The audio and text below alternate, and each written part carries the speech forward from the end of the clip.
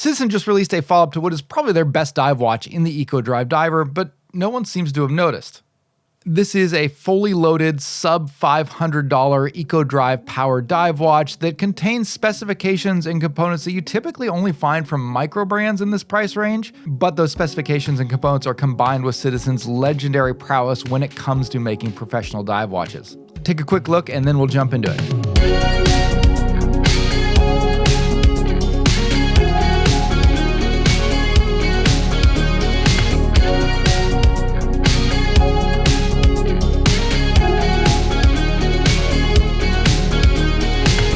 Hey guys, this is Dave. Welcome back to my channel, Just the Watch, and I am back home here in Iwate, Japan. Just had a nice month away back in California visiting family, and today we're going to be taking a look at a Japanese watch in the new Citizen Eco-Drive Dive Watch, specifically the Citizen BN0260. Now, I look at this watch as kind of a successor to the Citizen BN0150. That is Citizen's entry-level professional dive watch. You can regularly pick it up for under $300. It's an Eco-Drive powered watch that has a 200-meter diver certification and a very distinct, very rugged tool watch look. It's a fairly large, beefy watch that is not elegant, but it is, again, a professional dive watch.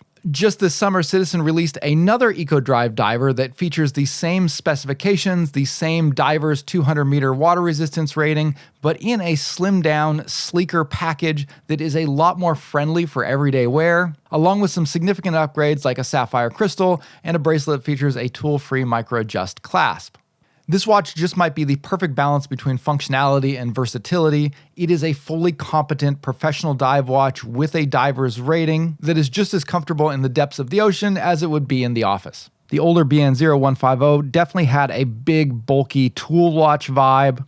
It looked like a piece of scuba diving kit, whereas this one looks like a nice refined dive watch. This is most noticeable in the smaller case, but the dimensions aren't the only thing that's changed. Just the overall case shape is a lot sleeker. The lugs have an elegant curve to them and everything looks more aerodynamic. And to match the new shape, there's also an upgraded level of finishing with a beautiful polished edge along the corners of the lugs, combined with fine brushing along the tops and sides of the case. The level of finishing is good for the price range, and considering that this is coming from Citizen as a major brand, but it's not going to compare to what you'll find in a lot of micro brands these days or some of those direct from China factory watches. But for a reliable, mass-produced Japanese watch under $500, I think it's very good. This refined design theme also carries over to the bezel and the dial, which is more simplified and elegant. The bezel toothing is uniform and easy to grip. This has an aluminum bezel insert with bold, clean markers and a classic luminescent dive pip at the 60-minute mark. The dial is also more simplified with classic circles and bars for most of the markers. You do get an interesting double marker at 12 o'clock that has a slight angle to it at the bottom.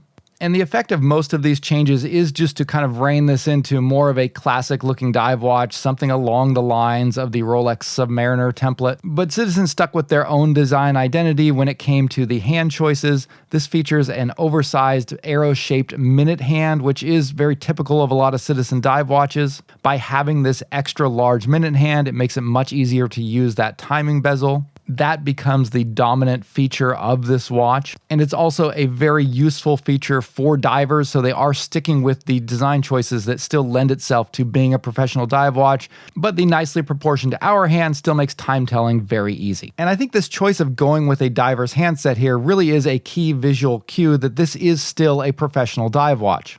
This is a watch that has a diver's certification, something that we are seeing less and less these days. And in fact, the Citizen BN0150 really was one of the last affordable choices to get a certified dive watch until Citizen released this watch. And I kind of get why these dive certifications are becoming less and less of a priority, because people don't really use these watches for diving anymore. But I also think that's a bit disappointing, because a certified dive watch is still a very impressive technical feat. It means that the watch design has certain features and specifications that are required by professional divers, and it means that the watch has been tested to ensure that it can actually perform at the water resistance that's stated on the dial. And I've said this before, and I think it holds true. If a watch isn't a certified dive watch, it's not really a dive watch, it's more just a dive style watch. And obviously when I say that, I'm not talking about big brands like Rolex that do their own internal dive certifications. If the idea of a highly engineered watch case that can survive deep depths is something that is appealing and valuable to you, then this diver certification definitely adds a lot of value. Plus, it also gives you a ton of peace of mind knowing that your watch is actually as water resistant as the dial says it is. If you're getting a non-diver certified watch, you're taking the company's word for it that it is waterproof. But if you get a watch with a diver certification like this one, you know that it's actually been tested to prove it. And that's what I think makes this watch so interesting. It is a very easy to wear and nice looking watch, but it is a professional dive watch with all of the features and functions and specifications that come with that. One thing that I really like about this is how easy the bezel is to operate. It's a little bit taller than most bezels, but it's extremely easy to grip and turn. This features a 60-click bezel instead of the more refined 120-click that you typically find in dive watches these days.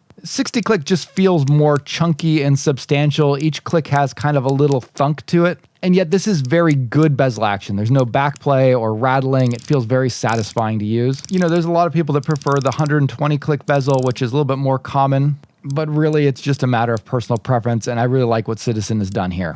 Another thing that they've brought in here is a clasp that has a tool-free micro adjust that also can function as a dive extension. So a lot of dive watches that come on bracelets will feature a mechanism on the clasp to enlarge the bracelet so that you can wear it over a wetsuit, so you can have it sized for your wrist without a wetsuit, and then if you do need to put it on over a wetsuit, you can easily adjust that.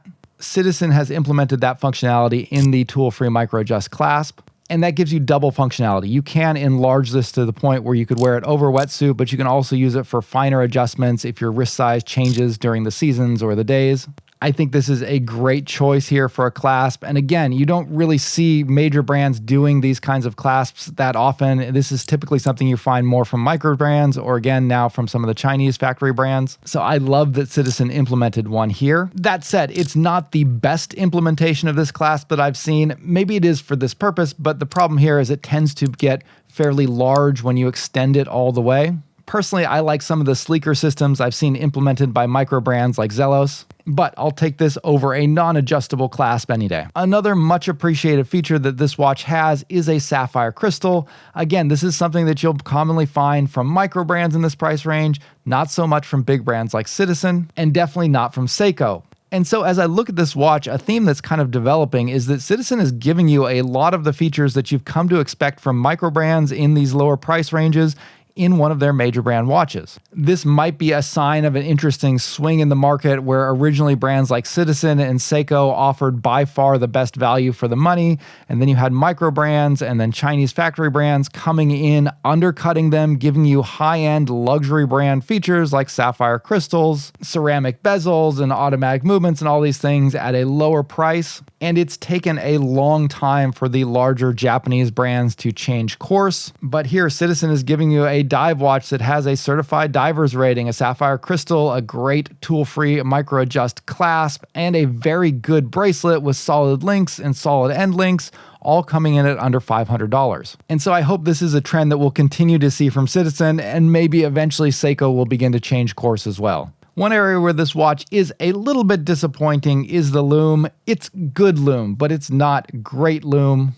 It is enough to meet the needs of a diver who's going deep enough that sunlight has trouble reaching, but it is a little below what Seiko has been offering and a lot below what a lot of microbrands have been doing. This is one area where microbrands have really been trying to distinguish themselves by putting just kind of obscene amounts of lume on their watches. Here on my lume score test, this watch hit a 6, which again, while perfectly functional for almost all of your daily needs, is really not that impressive compared to what I've seen from other comparably priced watches out there. Finally, let's talk about the Eco-Drive solar-powered movement in this watch. This is an area that differentiates it from a lot of its competition. For dive watches, a mechanical movement or a solar-powered movement is preferable because you don't want to be opening the case up that much. That's going to risk reducing some of the water resistance in there. So if you have a dive watch that needs its battery replaced every couple years, you're probably going to want to also check the gaskets and make sure that it's done properly. Whereas mechanical watch movements and solar-powered watch movements won't require you to open the case nearly as frequently. And of those two options, mechanical movements seem to be the preference among watch collectors, but when it comes to actual functionality and practicality and accuracy,